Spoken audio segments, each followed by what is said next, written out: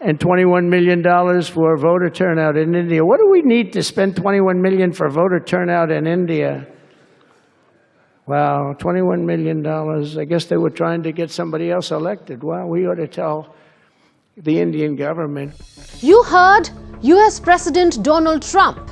And what did he say? Trump suggested that the United States Agency for International Development, or USAID, had spent $21 million trying to influence Indian elections. Hello and welcome to Connecting the Dots. I'm Unman Bhattacharya. Let's connect the dots of Donald Trump's claim of USAID funding for India's electoral landscape. Now listen to this. And $21 million going to my friend, Prime Minister Modi in India, for voter turnout. We're giving $21 million for voter turnout in India. What about us? I want voter turnout too, Governor. Here, Trump blatantly takes India's Prime Minister Narendra Modi's name. Now, the government of India finds Trump's revelation deeply troubling. We have seen information that has been put out by the US administration regarding certain USAID activities and funding. These are obviously very deeply troubling.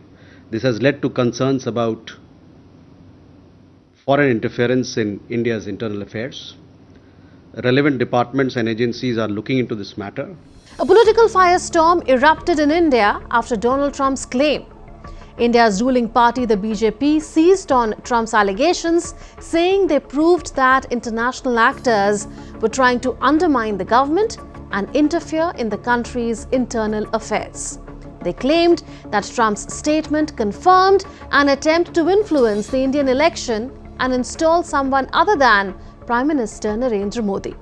Meanwhile, the opposition Congress party fired back, accusing the BJP of spreading fake news from America. They alleged that Trump's advisor Elon Musk made a fake claim, which Trump then repeated, confusing Dhaka with New Delhi. India's External Affairs Minister Dr. S. Jaishankar has raised concerns. Let's listen to him. I think some information has been put out there by the Trump administration people, and obviously that is concerning. Now, I read saying, so and so dealt with USAID or so and so. Look, it's not a question of did you deal with USAID or not. USAID was allowed, has been here historically, but USAID was allowed here in good faith to do good faith activities. Now, suggestions are being made out of America that there are activities which are in bad faith. So, it surely warrants a look. And if there is something to it, I think the country should know who are the people involved in the bad faith activities. All this comes after the US Department of Government Efficiency, in short DOGE, published a list detailing where US taxpayer dollars were going to be spent. Among the listed expenditures was the $21 million for voter turnout in India.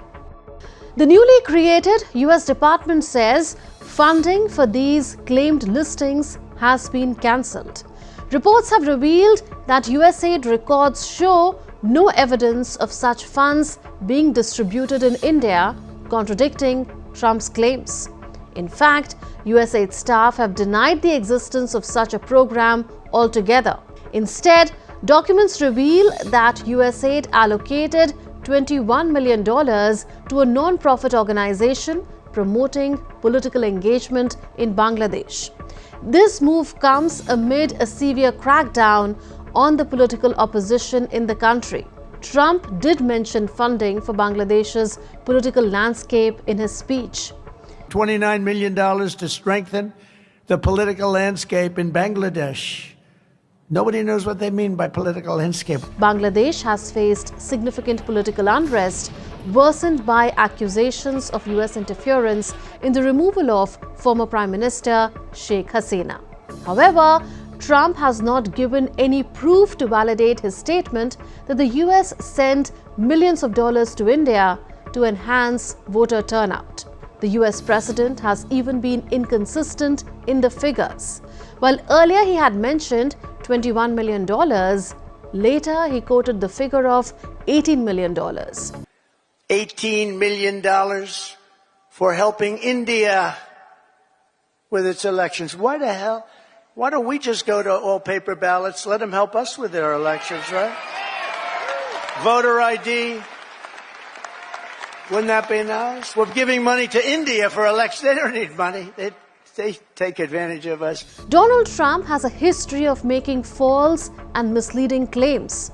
Trump had said he won by millions of votes in the 2024 election. But the fact is that Trump's margin of victory in the 2024 election was not as large as he makes it seem. The Department of Government Efficiency has been created by Trump to carry out his agenda of federal spending cuts. The department is headed by tech billionaire and Trump's MAGA buddy Elon Musk. MAGA means Make America Great Again. I signed an order creating the Department of Government Efficiency and put a man named Elon Musk in charge. Thank you, Elon, for doing it. He's a seriously high IQ individual. Stand up, Elon. He's a great guy. Elon Musk is a great guy. This is what Trump said. Musk is Trump's advisor in his administration. But overall, if you say what was the bang for the buck, I would say it was not very good. And there was far too much of what USAID was doing was influencing elections in ways that I think were dubious and do not stand the light of day. In order to downsize the federal government, Musk's major target has been USAID, the United States Agency for International Development. The agency's name and signage were removed from its headquarters in Washington. Its flag was also taken down. The Trump administration has fired over 1,600 USAID employees. Several other staffers of the agency working outside the US have been placed on paid administrative leave. USAID has been the main delivery mechanism for American foreign assistance. It used to be an important tool that helps the US gain influence and build relationships abroad. The latest annual report of India's finance ministry revealed USAID funded 7 projects worth $750 million in 2023-24. The finance ministry reported that during the year, funding was allocated to specific projects including agriculture and food security, water, sanitation and hygiene, renewable energy, disaster management and health. So what's the truth behind Trump's claim? As per this newspaper report, USAID records show that no $21 million was spent on influencing Indian elections. Instead, the funds were allocated to promote political engagement in Bangladesh. Trump's inconsistent claims and lack of proof have raised more questions than answers. One thing is clear, the truth matters, and it's time to set the record straight.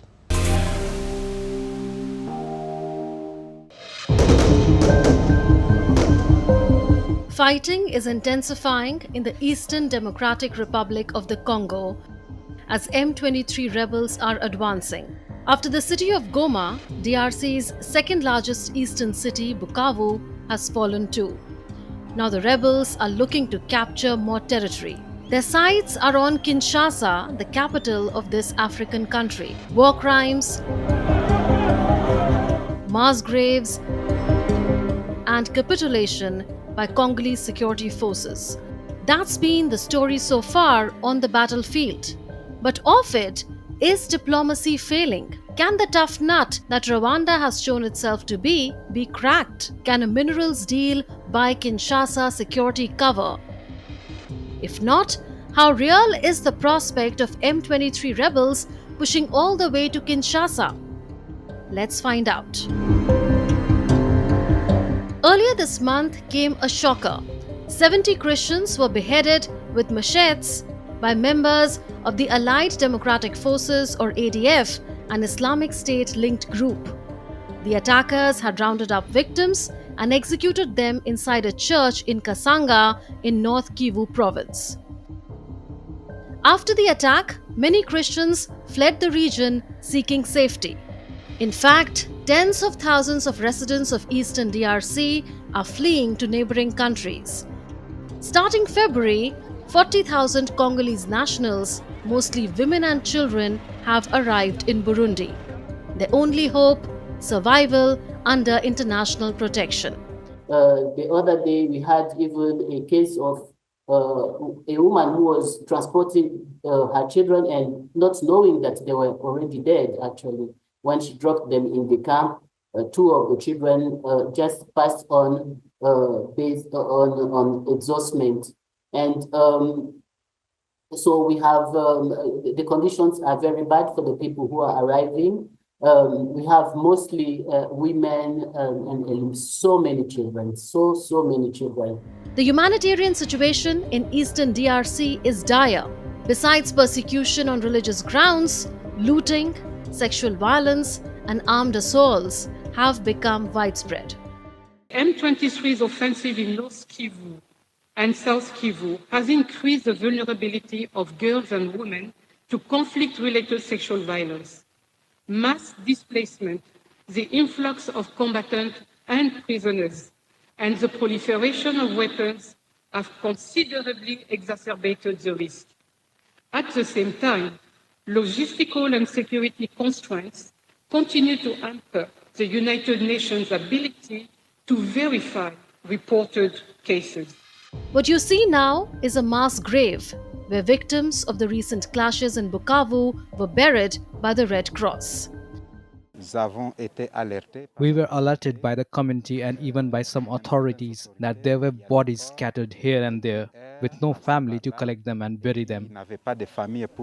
There is little hope for civilians caught up in the fighting because reports suggest that DRC's security forces are surrendering to the rebels without a fight. See this. Crowds of Congolese police officers singing and clapping. Hundreds of them have switched sides since the fall of Bukavu and now report to the M23 rebels. That's not all. DRC is losing military support on the battlefield. See this report. Burundi is withdrawing its forces from eastern DRC where they had been fighting against M23 rebels. Burundi has had soldiers in eastern DRC for years. While initially they hunted down Burundian rebels there, in recent times they were helping DRC in the fight against M23. So their withdrawal is yet another blow to Congo's army that is struggling to halt the advance of rebels. But international efforts are on to defuse the crisis.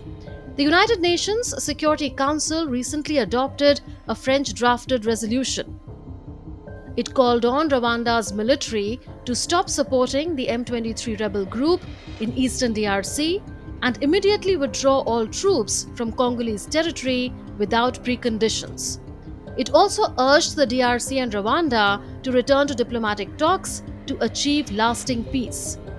But DRC and Rwanda don't see eye to eye, and presidents of both the countries even skipped the recent peace talks on the conflict. DRC's President Felix Tshisekedi alleges that M23 is the creation of the Rwandan military.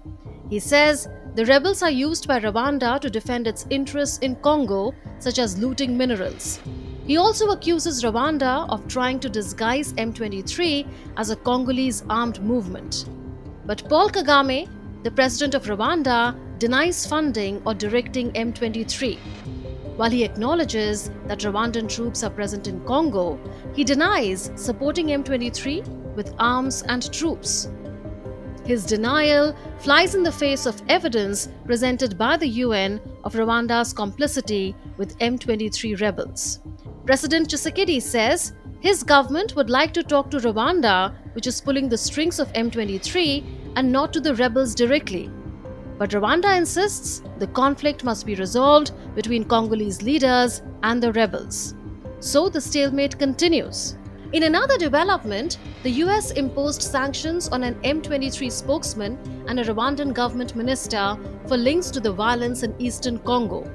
While the DRC welcomed the action, saying it wants to see more such measures, an angry Rwanda said sanctions won't resolve the conflict. But this is not the first such instance of sanctions in this conflict. In the past too, the United Nations and the United States sanctioned M23 leaders over allegations of war crimes such as sexual violence and killings of civilians.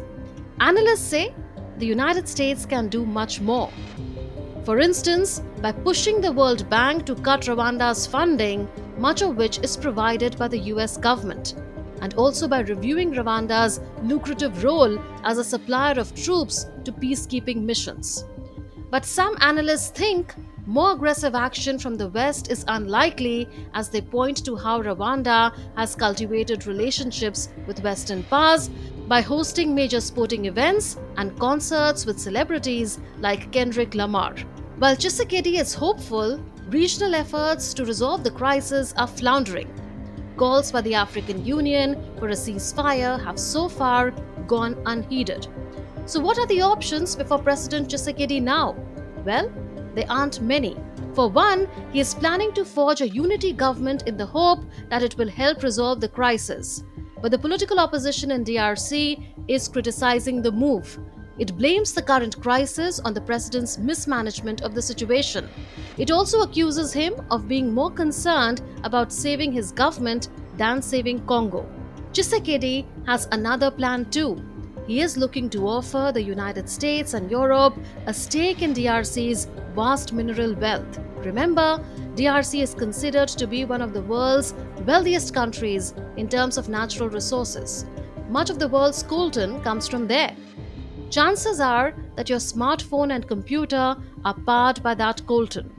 DRC also has more than half of the world's cobalt reserves. These are used in electric vehicles. As of today, China has far greater access to DRC's mineral wealth than the United States. It may be noted here that the European Union had negotiated with Rwanda and had agreed to give it about $935 million in return for access to minerals like tin, tungsten, and gold. But Tshisekedi says those minerals are plundered by Rwanda from his country, and so he accuses the EU of being complicit in the looting of Congo. But now, the European Parliament has called for the deal to be suspended until Rwanda stopped all interference in Congo. For now, Tshisekedi is hoping that a minerals deal with the US and Europe will help DRC get more security and stability in return. He would also like more Western pressure put on Rwanda as part of a potential deal. We must note here that the ongoing conflict between the M23 and the DRC government has historical roots, and hence there are no easy answers. The conflict is rooted in the aftermath of the 1994 Rwandan genocide and long-standing ethnic tensions between the Tutsi and Hutu communities. 30 years ago, about 800,000 civilians, mostly Tutsis, were slaughtered in Rwanda by members of the Hutu majority. After the genocide, many of the Hutus in Rwanda fled into Congo to avoid facing justice. M23 claims its mission is to protect the Congolese Tutsi ethnic minority. In Congo, they are called Banyamulenge. M23 accuses the Tshisekedi government of failing to protect them from persecution. So to sum it up, the task before the international community is cut out. Get the warring sides and those calling the shots, including Rwanda, on the table. Take humanitarian aid to the needy and achieve a ceasefire leading up to a political solution to the conflict, or risk not only the fall of Kinshasa but also the start of a wider regional war, much like the two Congo wars that left behind a bloody trail in Africa. That's all in this edition of Connecting the Dots. We will see you in the next episode with more raging issues. Until then, it's a goodbye from all of us in the Delhi newsroom. This is Munmun Bhattacharya signing off. Take care and stay safe.